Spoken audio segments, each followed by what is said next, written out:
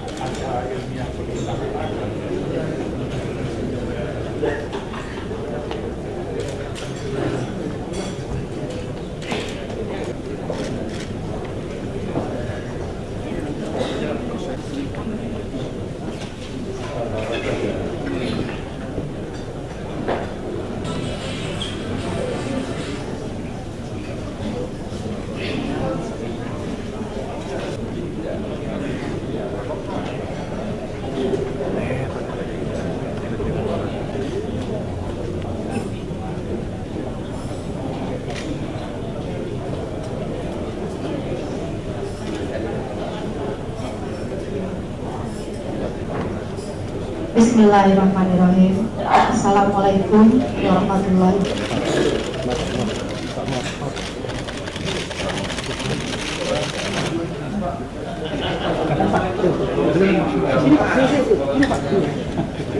Terpaksa puji syukurnya saya tunda juga untuk momen ini.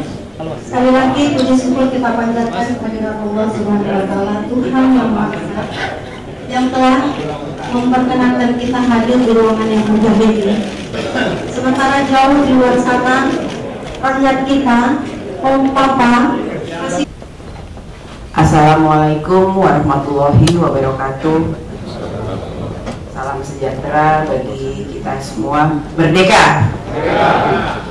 Yang saya hormati Pak Amin Rais, Pak Yusril, Pak Sutioso, Mas Prabowo, Ibu Melani, Pak Sugeng Saryadi, Pak Ramadan yang sudah hadir di sini juga, Pak Suhardi, kemudian Sekjen, Bapak-bapak, Ibu-ibu sekalian yang tidak bisa saya sebutkan satu persatu. Syukur alhamdulillah pada pagi ini kita bisa berkumpul di sini bersama-sama dalam rangka Bulan Bung Karno.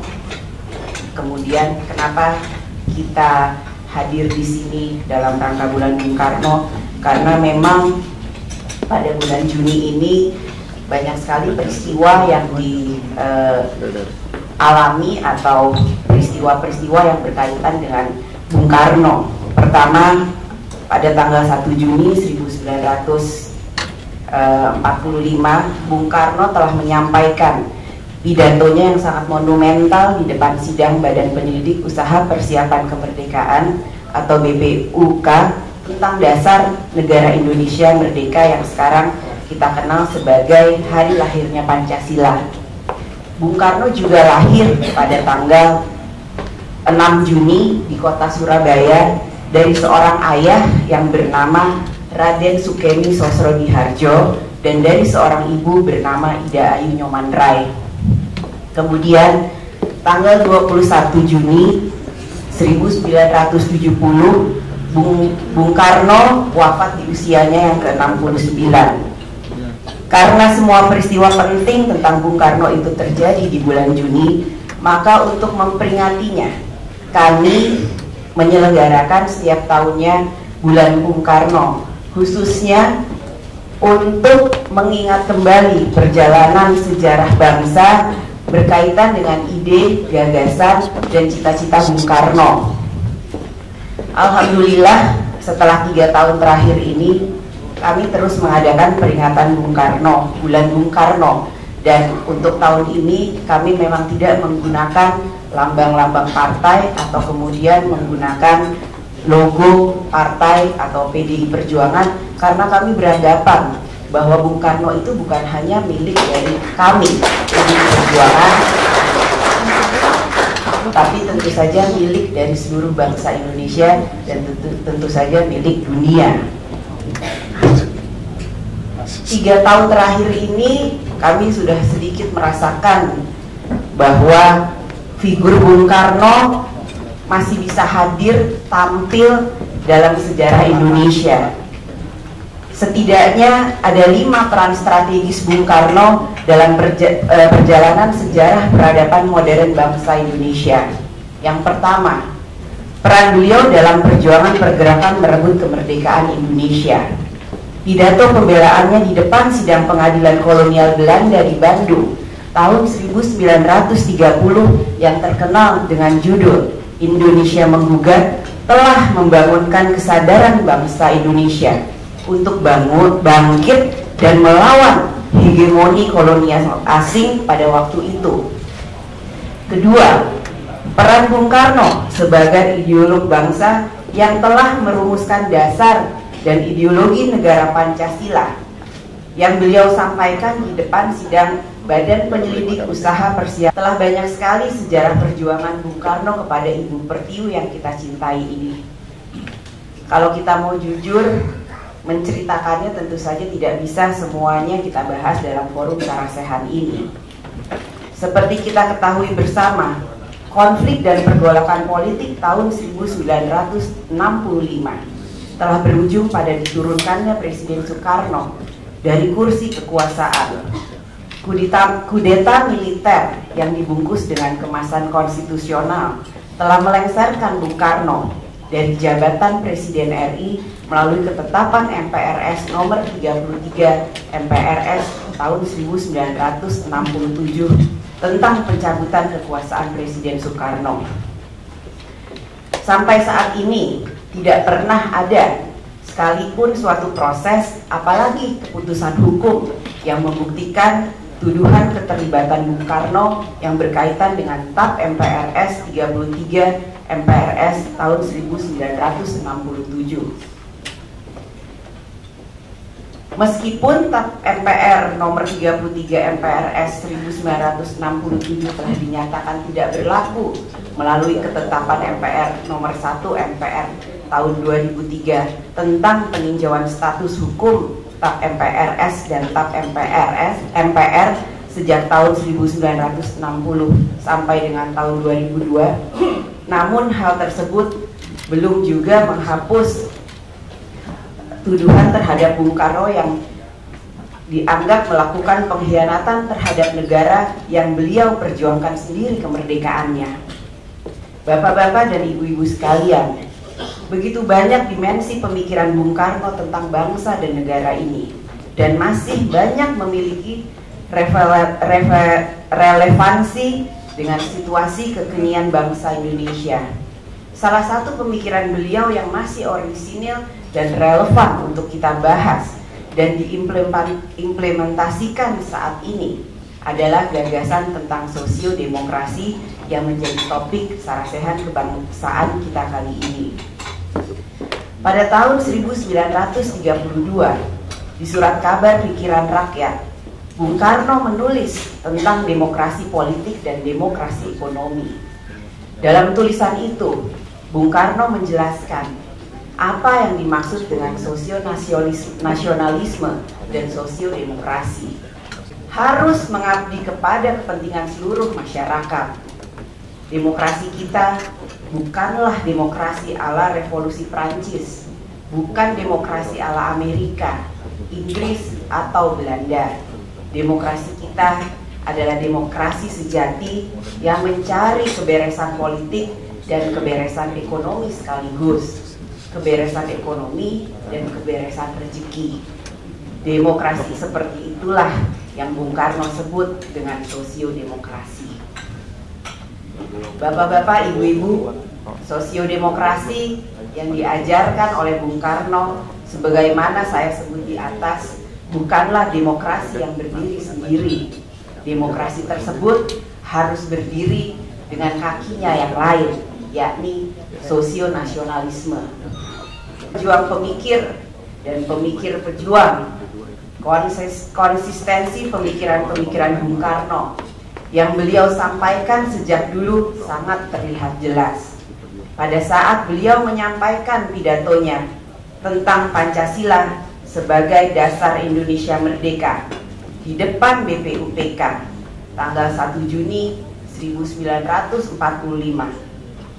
Bung Karno menjelaskan kembali tentang sosiodemokrasi tersebut sebagai penggabungan antara paham demokrasi dan paham kesejahteraan sosial. Seperti yang kita ketahui bersama, pada saat pidato 1 Juni 1945 tersebut, pertama, Bung Karno menawarkan sebuah konsep dasar Indonesia merdeka di atas 5 sila atau yang beliau sebut pertama kali dengan Pancasila, yakni paham kebangsaan, internasionalisme atau prikemanusiaan, musyawarah dan mufakat atau demokrasi, kesejahteraan sosial dan ketuhanan. Namun, apabila 5 sila itu akan diperas lagi, maka menjadi trisila, yakni pertama, sosionasionalisme yang merupakan penggabungan antara paham kebangsaan dan internasionalisme atau prikemanusiaan. Kedua, sosiodemokrasi, yaitu penyatuan antara paham demokrasi dan kesejahteraan sosial. Dan ketiga adalah paham ketuhanan. Selanjutnya kasila, yakni paham gotong royong. Bapak-bapak, ibu-ibu sekalian, gagasan Bung Karno tentang sosiodemokrasi tersebut saat ini sangat relevan untuk kita bahas dan kita renungkan, sedang kita praktekkan dalam kehidupan berketatanegaraan. Saat ketatanegaraan kita semakin menjauhkan kita semua dari cita-cita mensejahterakan rakyat Indonesia hari ini. Demokrasi seolah hanya untuk demokrasi itu sendiri, dan demokrasi kita saat ini seolah-olah telah menjadi berhala baru dan menjadi satu-satunya tujuan berbangsa dan bernegara. Kita telah terlena dan terlelap dalam dekapan demokrasi liberal yang penuh dengan bius politik, hingga akhirnya kita telah melupakan jati diri dan kepribadian bangsa kita sendiri. Trisakti, ajaran Bung Karno lainnya, yakni berdaulat dalam bidang politik, berdikari dalam bidang ekonomi, dan berkepribadian yang berkebudayaan Indonesia, seolah hanya dianggap pepesan kosong yang tidak ada gunanya. Sudah saatnya kita terbangun dari tidur lelap kita saat ini. Saatnya kita sadar dan bangkit dari kekeliruan dan kehilafan sejarah kita sebagai sebuah negara bangsa. Bangsa yang besar adalah bangsa yang senantiasa berpijak kepada nilai-nilai kearifan lokal bangsa sendiri. Sangatlah tidak mungkin kita menjalankan suatu nilai yang tidak sesuai dengan kepribadian bangsa kita sendiri. Oleh karena itu, saya mengajak kepada segenap bangsa Indonesia dan juga para hadirin sekalian marilah kita kembali kepada nilai-nilai asli bangsa Indonesia yang telah diwariskan para pendiri bangsa ini. Khususnya tentu saja pemikiran-pemikiran, ide-ide, dan gagasan yang sebagaimana Bung Karno telah akui sendiri bahwa nilai-nilai Pancasila tersebut digali dari tubuh dan jiwa bangsa Indonesia sendiri. Akhirnya, Bapak-bapak, Ibu-ibu, saya menyampaikan ucapan selamat berdiskusi dalam Sarasehan Kebangsaan ini. Semoga dari forum yang mulia ini akan hadir berbagai kearifan lokal yang akan disampaikan oleh para tokoh-tokoh bangsa yang hadir sebagai pembicara dan juga hadirin sekalian. Kita semua berharap semoga cerdaskan kehidupan bangsa dan ikut melaksanakan ketertiban dunia yang berdasarkan wabarakatuh. Dan pemikiran sosiodemokrasi secara resmi saya buka. Merdeka! Merdeka! Merdeka!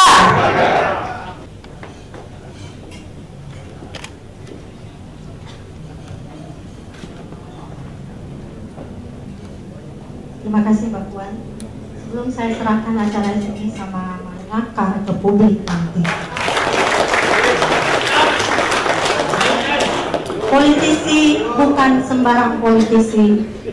Maka kalau tidak, kami pasti tidak memilih mendalangi. Demikian saya serahkan acara ini pada maaf atas segala kekurangan. Wassalamualaikum warahmatullahi wabarakatuh.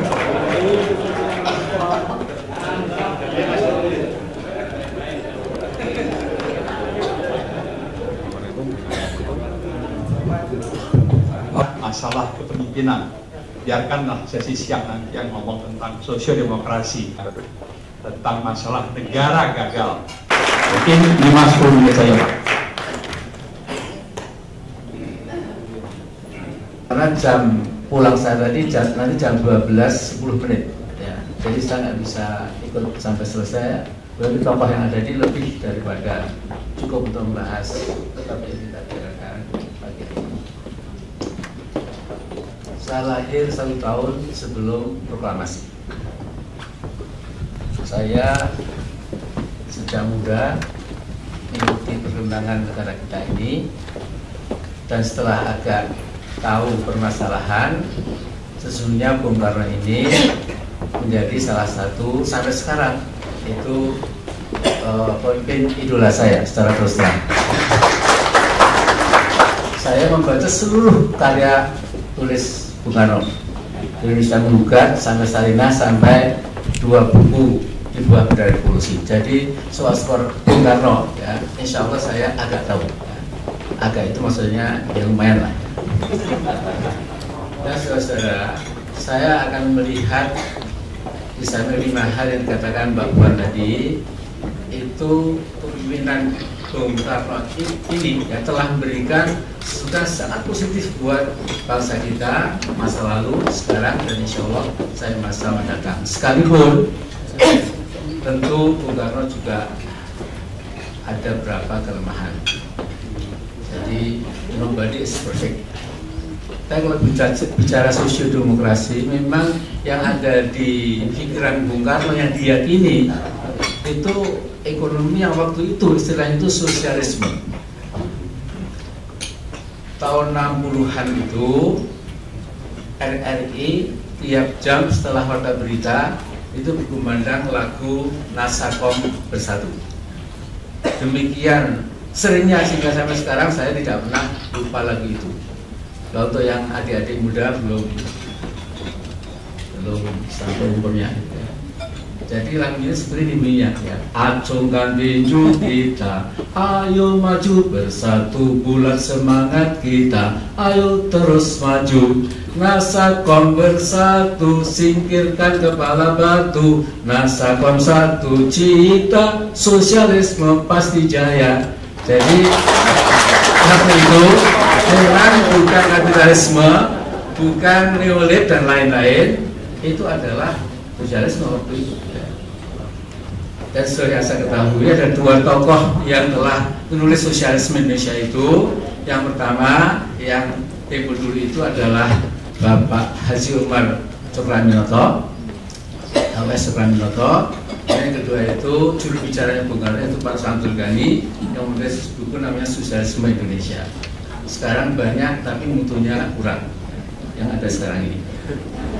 Ya tapi lumayan lah untuk meneruskan gagasan tokoh-tokoh masa lalu itu. Terus sekalian, jadi Bung Karno ini memang bersifat agak eksesif, maaf ya, bahwa ini masa lalu yang harus kita ambil positif, dan ini kita hilangkan hal yang agak eksesif itu. Jadi Bung Karno memang dulu kan ditunggal dengan Pak Hatta. Kemudian Bung Karno prinsipnya adalah revolusi belum selesai. Kalau Bung Karno atau Pak Hatta sudah selesai. Bung Karno pembawaannya memang revolusioner. Bayangkan kita mau mengganyang Malaysia, kita mau keluar dari PBB, ya, kita menyaingi Olimpiade dengan CONEFO, dengan GANEFO, Games of Neighboring Forces. Kita tidak suka PBB, kemudian kita membuat CONEFO, ya, Conference of Neighboring Forces, porosnya Jakarta, kemudian Hanoi, Beijing dan Pyongyang. Cara yang paling baik menjadi seorang yang objektif itu, lihatlah konteksnya waktu itu. Ya. Kalau Bung Karno bicara go to hell with you, itu bukan kita anti bayi buta kekuatan di luar Indonesia. Saya waktu itu Bung Karno sangat sadar bahwa tidak ada binding itu, sehingga setiap kali ada bantuan yang mengikat pasti Bung Karno mana tidak. Waktunya sangat beda. Jadi beginilah, saya akan melontar saja. Terus sekalian yang dikatakan Mas Arief tadi, ya, diulangi Mbak Puan, saya kira itu yang missing sekarang ini. Terus sekalian, jadi Anda punya tes ini semua dibagi panitia. Halaman 24, saya ada sebentar. Boleh tadi Mas. Prinsip nomor 4 sekarang saya usulkan. Saya dalam 3 hari ini, kata Bung Karno, belum mendengarkan prinsip itu, yaitu prinsip kesejahteraan, prinsip tidak akan ada kemiskinan di dalam Indonesia merdeka. Saya katakan tadi, prinsipnya San Mincu, ialah Minsu, Mincuan, Minsheng, nationalism, democracy, and socialism. Maka prinsip itu kita harus, apakah kita mau Indonesia merdeka yang kaum kapitalnya merajalela, ataukah yang semua rakyatnya sejahtera, yang semua orang cukup makan, cukup pakaian, hidup dalam kesejahteraan, merasa dipangku oleh Ibu Pertiwi, yang cukup berikan sandang pangan kepadanya. Mana yang kita pilih, saudara-saudara? Jangan saudara kira bahwa kalau ada badan parlemen, maka kita dengan sendirinya mencapai kesejahteraan sosial. Kita sudah lihat di negara Eropa adalah badan perwakilan, adalah parliamentary demokrasi, tetapi sekarang tidak ada kesejahteraan sosial, bahkan kaum terus merajalela. Sama saja. Jadi, Bung Karno mengatakan negara-negara Eropa dan Amerika itu, ya, karena ada demokrasi politik, maka tidak ada keadilan sosial. Karena apa? Tidak ada ekonomische demokrasi, tidak ada demokrasi ekonomi. Kata Bung Karno, seorang pemimpin Perancis, Jean Jaurès, menggambarkan politik demokrasi itu, yaitu tiap orang mempunyai hak sama, ala demokrasi Perancis. Hak politik yang sama, tiap orang boleh memilih, tiap orang boleh masuk di dalam parlemen, tetapi tidak ada kesejahteraan sosial. Maka ini penting, kata Jean Jaurès, wakil kaum buruh yang mempunyai hak politik itu dalam parlemen dapat menjatuhkan minister, ia seperti raja. Tetapi di dalam dia punya tempat bekerja, dalam pabrik, sekarang dia menjatuhkan minister, besok dia dapat dilempar ke luar jalan raya, dibikin workless, dibikin jobless, tidak dapat makan suatu apa. Undang-undang dasar. Jadi waktu saya itu, kita injeksikan satu ayat ya, dalam pasal 33 yang terkenal itu. Bunyinya saya bisa baca. Jadi ini karena ingat Bung Karno ini ya.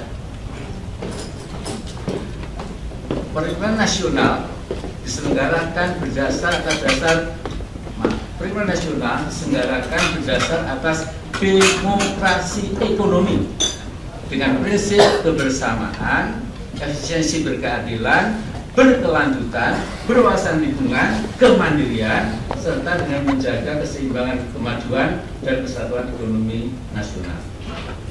Terus sekalian, ini kan sudah dilipat ke tong sampah di atas meja tadi ini ya. Yang terjadi adalah tidak ada sambung apapun dengan ini. Undang-undang migas, undang-undang perbankan, undang-undang modal dan seantaranya itu semua ya mensubordinasikan kepentingan bangsa di bawah kepentingan korporatokrasi global. Bacalah bukunya John Perkins, bacalah bukunya Joseph Stiglitz, bacalah banyak orang yang masih punya nurani ya. Yang kita lakukan ini itu adalah ekonomi perjomosan, ekonomi komprador, ekonomi perbudakan, ekonomi klien, ekonomi gendeng-gendengan. Saya Mas Marhum Bara itu sudah dengan segala macam mencoba meluruskan, tetapi seperti berteriak di tengah padang pasir. Jadi saya sekalian, itu ada yang ada sekarang ini, apapun ya kita syukuri. Gagal apa tidak sangat. Yang penting mari kita lihat ke depan. Jadi ini ada Mas Prabowo, ada Mbak Puan yang potensial, di sana yang lain. Saya ini langsung aja sekaligus praktis. Pokoknya yang penting pemimpin mendatang itu tolong buat blueprint ekonomi yang betul-betul sesuai dengan undang-undang dasar yang sudah dilemparkan ke tong sampah. Saya pernah ngomong sama Mas Prabowo ini, Mas Prabowo, if you want to run, please write down your Prabowonomics. Oh, kalau Prabowo jadi presiden, kira-kira seperti itu. Saya bilang sama Hatta Rajasa, ya buat Hatanomics. Kalau Mas Sambazi mau, misalnya, ya tadi saya berminat beliau ya Sambazionomics. Jadi saya kira saudara-saudara, ini kita sudah betul-betul ini VOC second volume. Jadi terulang pada saudara-saudara yang masih ada di tengah gelanggang. Sudah 69 sudah kembali ke Jogja, sudah sunset juga ya. Jadi take over the job and then I'll pray for you ya. Jadi saya kira itu saja. Jadi kita sudah bertahan 11 Bismillahirrahmanirrahim. Assalamualaikum warahmatullahi wabarakatuh. Salam sejahtera kepada kita sekalian. Pak Puan yang saya hormati, Pak Cahyokumolo, Pak Sutioso, Pak Hadi, Pak Amin Rais, Pak Yusril, Pak Melani, Pak Sugeng, Pak Farhan, dan semua kawan-kawan, Pak Sony, kawan-kawan, tokoh-tokoh yang hadir, Pak Herican. Pertama-tama kepada Megawati Institute saya mengucapkan terima kasih. Kehormatan besar saya diminta bicara. Selalu kalau tentang Bung Karno saya merasa terhormat untuk saya diminta komentar, khususnya karena memang secara kelahiran saya ini datang dari keluarga yang lawan politik Bung Karno.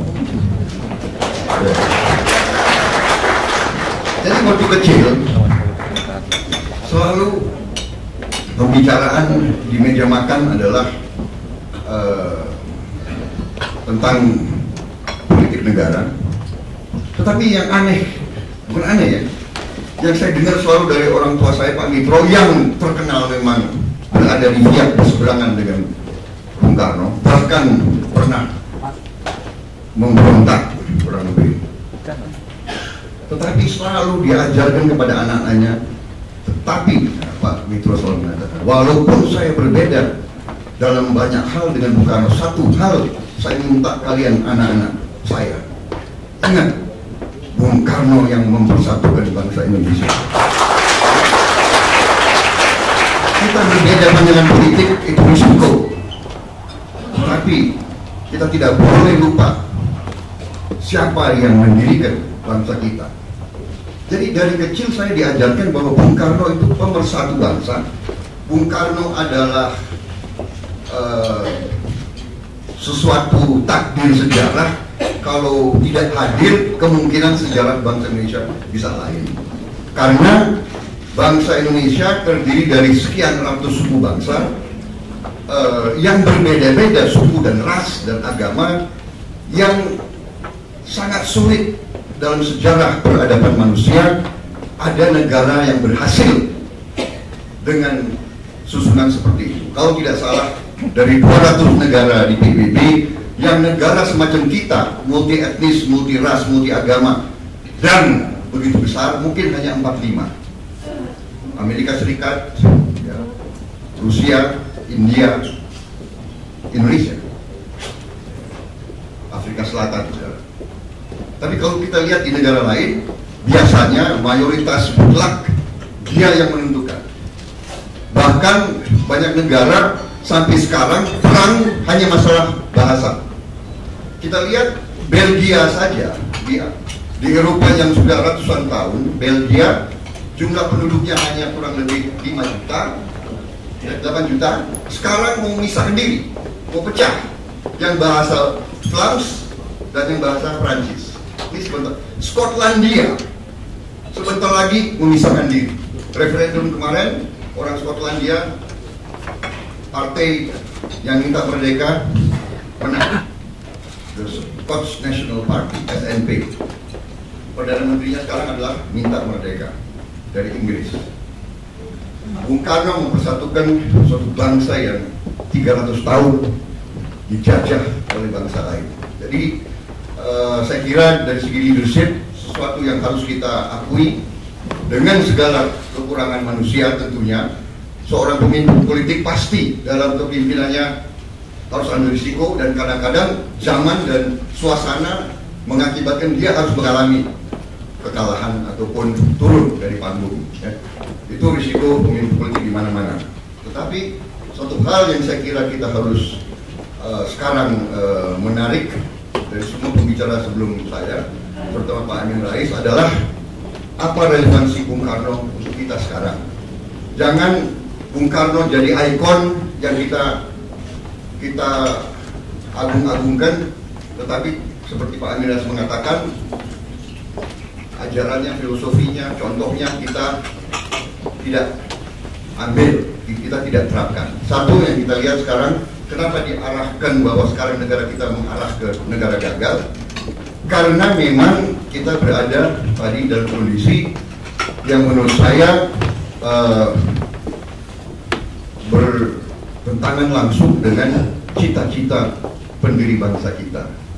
17 Agustus 45, saya kira dengan kondisi sekarang kita bangsa seharusnya berani untuk, seperti tadi Pak Amin Rais, kita harus berani melihat kenyataan sekarang. Saudara-saudara sekalian, apa yang kita hadapi sekarang, terutama di bidang ekonomi, adalah sesungguhnya apa yang sudah di-warningkan oleh Bung Karno sekian puluh tahun yang lalu. Dengan segala kekurangan dan kelebihan Bung Karno, harus kita akui visi beliau ke depan benar-benar luar biasa.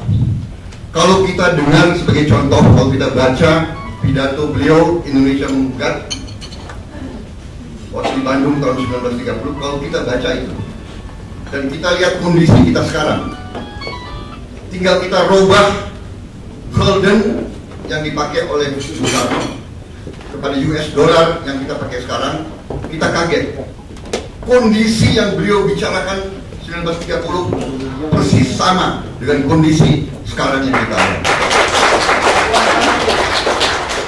Saudara-saudara sekalian, dengan semua sekarang banyak tokoh ekonomi, ahli-ahli ekonomi yang mengucap-ucapkan angka pertumbuhan bagus,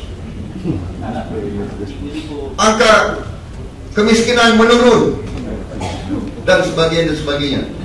Tetapi satu hakikat dalam prinsip ekonomi tidak mau dibahas, yaitu bahwa kondisi yang dikatakan Bung Karno tahun 1930 yang menjadi dorongan kenapa Indonesia harus merdeka adalah bahwa kekayaan Nusantara ini diambil ratusan tahun ke Eropa.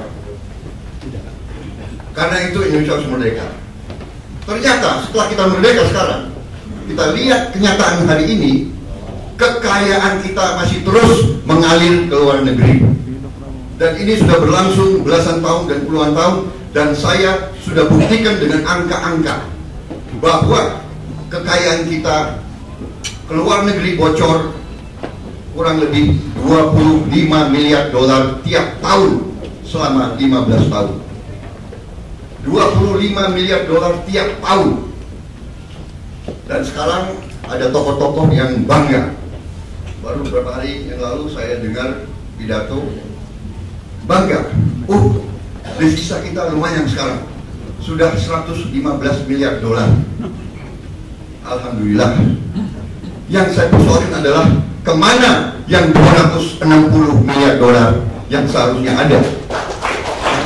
Jadi saudara-saudara, kalau 25 kali 15 itu harusnya sekitar 375.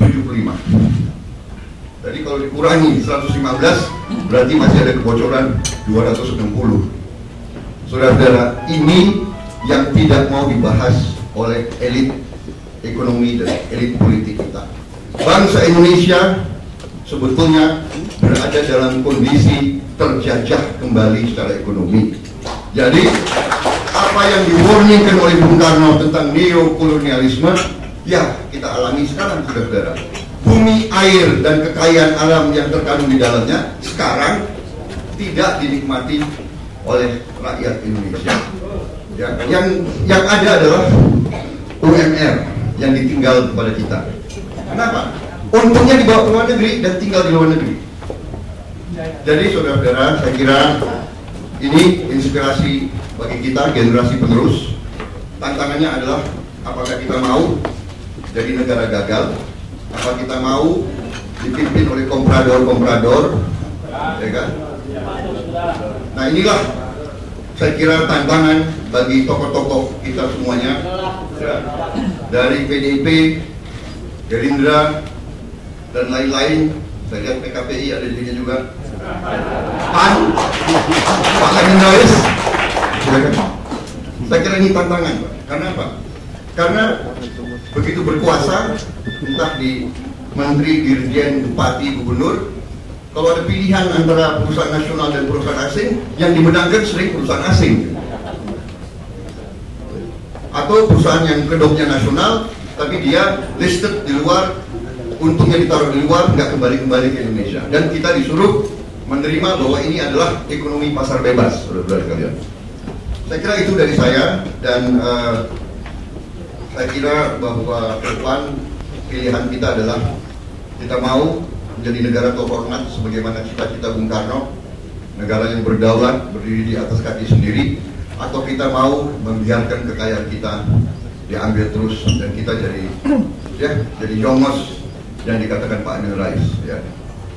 Saya kira itu dari saya. Selamat kepada Megawati Institute yang mengacu kepada nasionalisme, ternyata tidak ada kaitannya dengan pelaksanaan ekonomi yang sebenarnya. Terima kasih. Wassalamualaikum. Terima kasih Pak Prabowo. Testimoni terakhir kita minta dengan hormat masuk ke, silakan Mas. 5-10 menit. Bapak-bapak sekalian, mulut saya but he is sebuah cita-cita. Kalau dia bukan cita-cita, dia tidak akan mengatakan di pusaranya itu hanya itu. Mungkin dia akan mengatakan saya proklamator Indonesia. Tidak takut pula untuk melanglang buana. Dan saya yakin Bung Karno tidak akan pernah mengatakan Indonesia itu negara gagal. He will never say that. Indonesia ini mengatakan negara kita gagal. Yang ketiga, to build pidato di PBB dengan bahasa Inggris Jawanya itu. Ini yang menyebabkan dia ini dikenang oleh orang seperti saya. Sampai ketika saya dalam rangka saya bilang Bung Karno itu tidak takut menjadi besar. Kita ini sekarang sesudah tidak berani. Saya nggak tahu Pak Prabowo Jengkuan kalau nanti meninggal mau diberi predikat apa, saya juga tidak tahu. Tapi Bung Karno tahu persis. Ketika saya berpikir itu, saya tertidur. Karena saya mimpi Bung Karno datang. Itu apa namanya? Gelora Bung Karno. Sugeng. Waktu itu saya tidak punya uang, tapi lihat ini, Gelora Bung Karno, gelora yang terbesar di dunia tahun 60-an. Tapi sekarang Hambalang.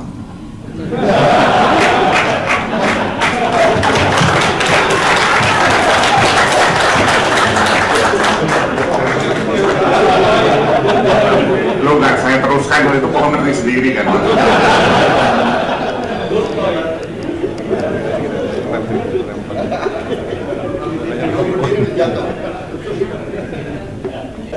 Berikutnya persis seperti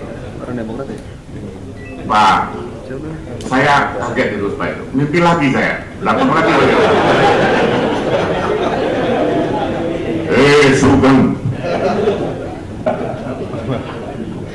Saya malu jadi insinyur ITB.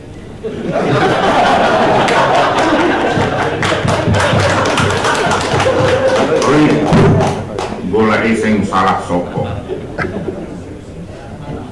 Saya malu ada kementerian Breko gak iso. Ini penting. Jadi kenapa kita ribut? Bakri yang salah, pemerintah ngasih sekian triliun. Karena bilang, malu saya jadi alumni ITB. Itu sumur. Kamu nanti bilang ya sama bangsamu, kalau dari 6 bulan oleh sekarang masih patuh saja dan tidak bisa nutup itu sumur, jangan jadi bangsa yang besar. Waduh, saya berdekat bro. Baik Pak, saya akan sampaikan.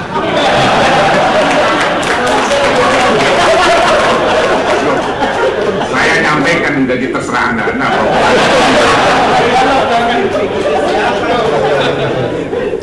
Terserah, tapi itu yang berikutnya ini aneh-aneh. Bung Karno bukan main. Baru kok tidak berani.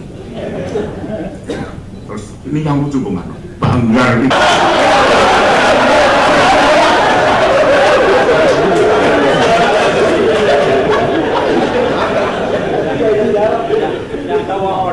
Jadi saya serahkan pada saudara. Intinya begini.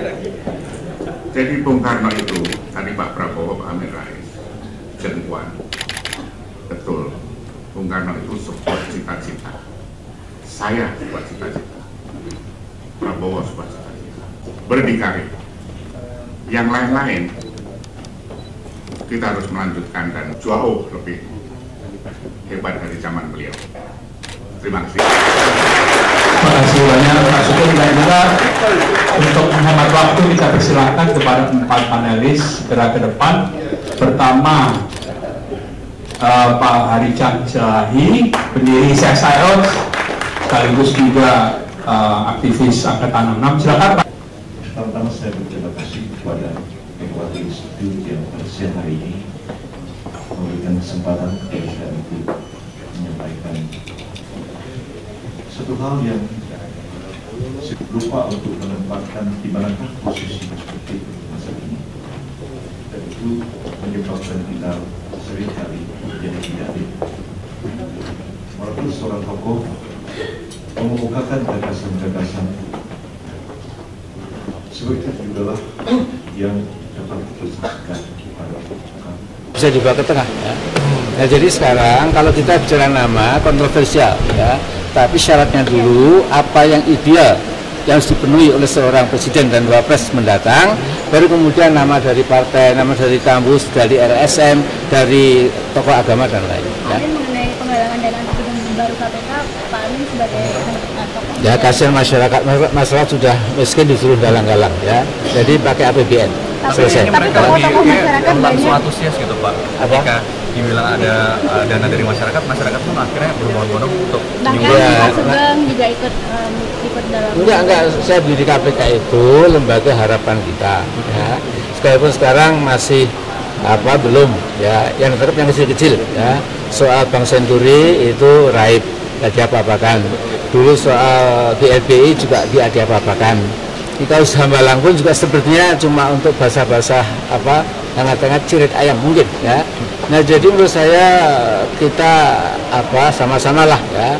KPK makin besar prestasinya, makin besar kebutuhannya, kemudian DPR jangan berpirau, berikanlah gedungnya ya.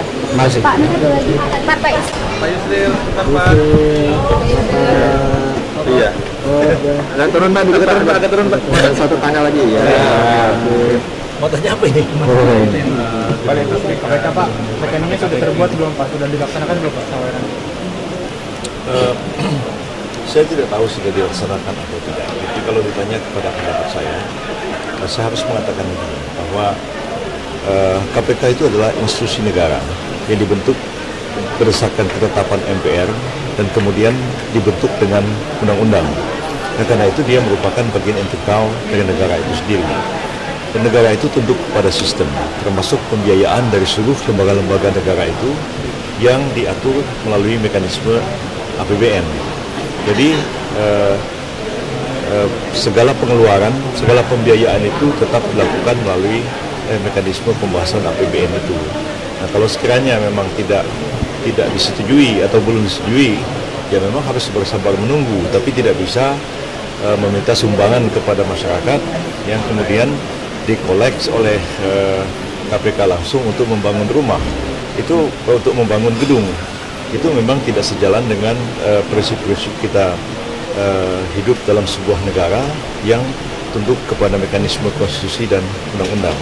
Jadi bisa jadi persoalan nanti bagaimana pertanggungjawabannya, bagaimana pengadministrasian keuangannya. Jadi saya menasihatkan sebagai orang yang dulu menyusun undang-undang KPK itu dan membahasnya sampai selesai, tetaplah harus dijadikan KPK itu sebagai lembaga negara dan jangan pernah berpikir bahwa itu seperti sebuah lembaga swasta yang dapat meminta sumbangan dari mana saja lalu kemudian langsung digunakan untuk pembangunan gedung. Nah, itu tidak sejalan dengan prinsip-prinsip dari keuangan negara. Tapi DPR sendiri sudah sejak 2008 anggaran ini diusulkan dan sampai sekarang masih ditunda-tunda. Bagaimana ini Bang Saya tidak mempersoalkan masalah itu, tapi tetaplah kita harus mengatakan ini adalah sistem sebuah negara. Nanti kalau pikirannya seperti itu, kalau TNI merasa perlu senjata tapi tidak disetujui oleh APBN, terus TNI-nya mengumpulkan uang dari masyarakat terus beli senjata sendiri, terus bagaimana negara ini? Jadi jangan kita ada alasan karena sesuatu itu belum dapat diwujudkan, itu kan harus dilihat dari segi kemampuan APBN juga. Saya berapa kali jadi menteri menyadari misalnya penjara sudah sangat rusak ya, narapidana over kapasitas. Lalu apa saya boleh terus minta sumbangan kepada masyarakat, kepada orang kaya supaya Anda tidak dimaling? tolong kasih dana sini, saya mau bikin penjara, itu kita tidak menjalankan asas-asas bernegara dengan benar. Itu aja prinsipnya. Bang Isan tidak melihat politikus kita di Senayan mengganjal. Saya jawab. Pak, apakah artinya cukup jawab pertanyaan. Lembaga negara ini tidak diatur sesuai dengan anggaran belanja negara, Pak? Ya, itu kan dibahas di dalam APBN. Dan nanti kalau sekiranya itu kan tergantung pada pos-pos anggaran. Ada yang disetujui, ada tidak disetujui. Tapi kalau misalnya tidak disetujui atau belum disetujui, itu dibahas lagi supaya ada tertib bernegara. Ya, saya merasa harus meluruskan ini karena saya ikut mempunyai tanggung jawab moral, karena bagaimanapun sayalah yang membahas undang-undang KPK itu sampai jadi di DPR, bahkan yang pertama kali menyeleksi pimpinan KPK itu. Jadi saya harus mengingatkan bahwa ini adalah sebuah lembaga negara, dan karena itu segala pembiayaan itu harus tunduk kepada mekanisme yang ditetapkan oleh negara, yaitu melalui pembahasan APBN. Jangan karena sesuatu tidak dipenuhi lantas kemudian menempuh cara-cara yang di luar oleh undang-undang. Dan kalau ini diikuti oleh lembaga-lembaga yang lain, ya bisa rusak negara ini. Itu aja yang harus saya katakan. Berarti KPK harusnya bersabar menunggu pembahasan di DPR selesai. Prof, secara mendasar. Pak Prabowo, silakan Pak. Terima kasih. Kepada Pak Sugeng Saryadi. Lalu disusul para narasumber, silakan Mas Budiarto Sambasi, Pak Asfi Warman, Pak Hamid Chan, dan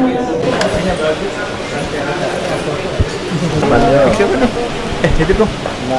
Sah. Oh, Mbak Puan ya.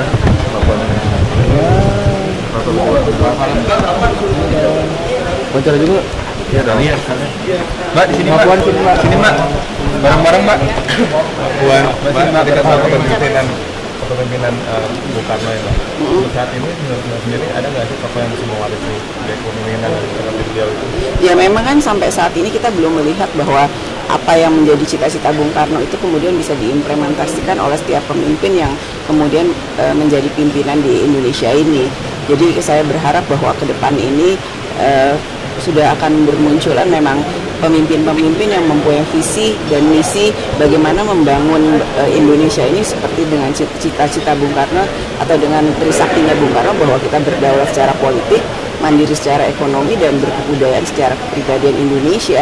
Itu saja yang harus semangat itu yang harus kita kobarkan, bahwa pemimpin masa depan itu adalah pemimpin yang memang kita ini bisa yakin mempunyai harga diri dan percaya diri akan bangsa Indonesia. Untuk Mbak Puan sendiri, Bapak sendiri kira-kira bisa nggak saya banyak belajar, saya berusaha, dan kemudian kalau kemudian itu tidak sempurna, memang tidak ada manusia yang sempurna, tapi paling tidak apa yang menjadi cita-cita Bung Karno itu harus selalu menjadi cita-cita seluruh bangsa Indonesia.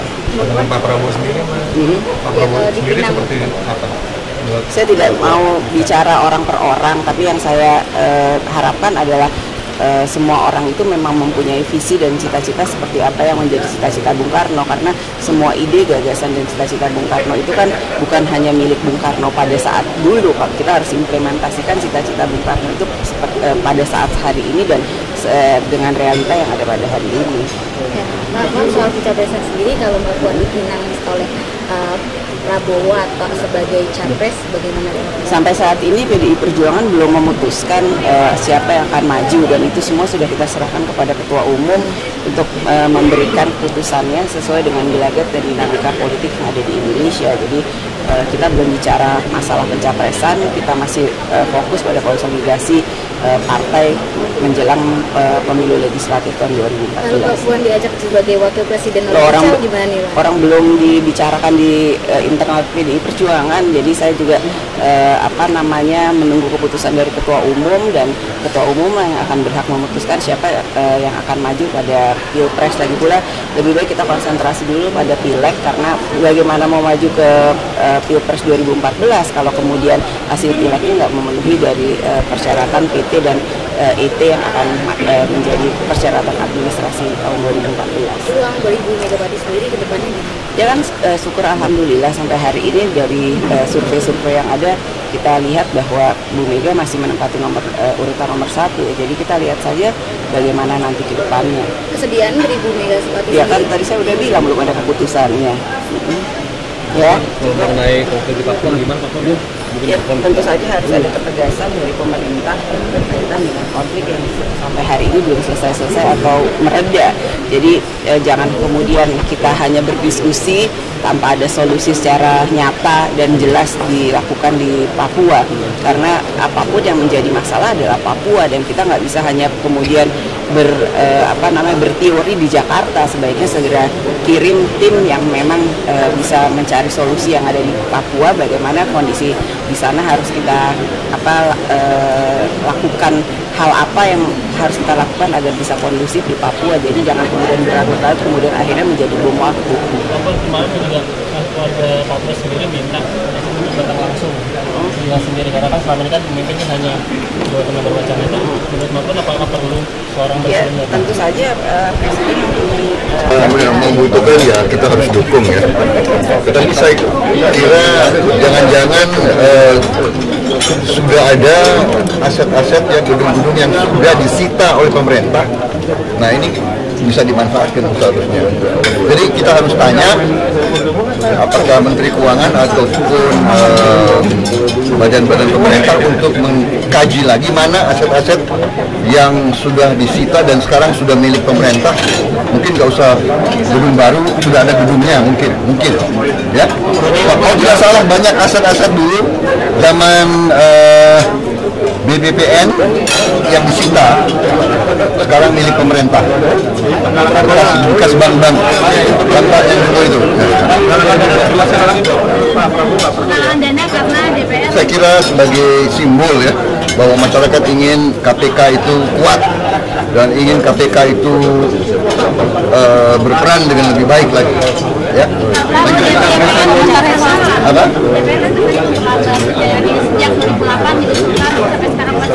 Ya mudah-mudahan wakil-wakil rakyat kita sadar bahwa rakyat kita ingin korupsi diberantas.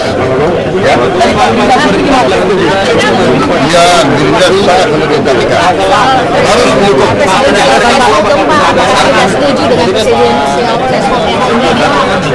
Ya kita lihat nanti ya.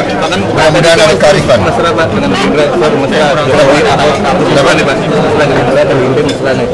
Jokowi Ahok segala macam dulu. Ya insya Allah kan membaik nanti meningkat. Ya kita lihat dulu dukungannya. Mudah-mudahan kita lihat 2014 masih lama.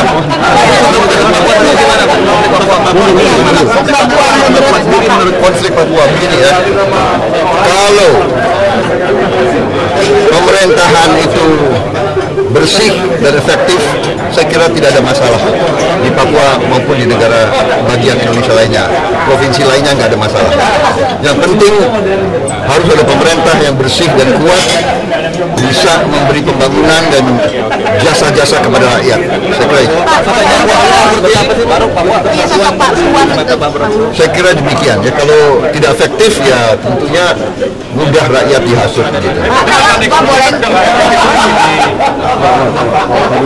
Saya kira masalahnya adalah bahwa dana itu tidak sampai ke rakyat.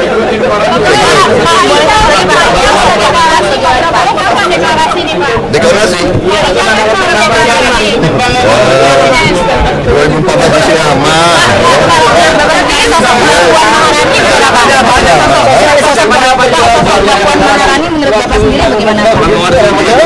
Bagus kan dari dulu saya baik sama penonton. Saya masih ada meeting lagi.